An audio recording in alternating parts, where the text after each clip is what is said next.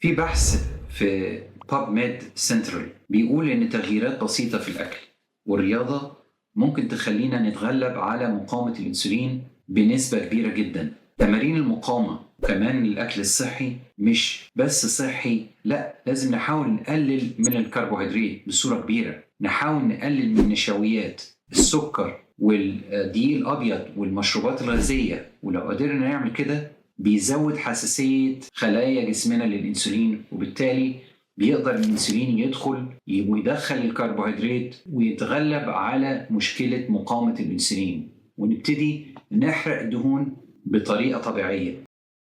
قلت لأحمد إحنا هنحتاج نحط خطة نمشي عليها. الأول إن هو أول حاجة كده لازم مبدئيا يغير طريقة الأكل بتاعه. الأكل بتاعه لازم يبقى طبيعي، بروتين خفيف، دهون صحية، ويمنع الخبز الأبيض، ويوقف العصاير والمياه الغازية والسكريات.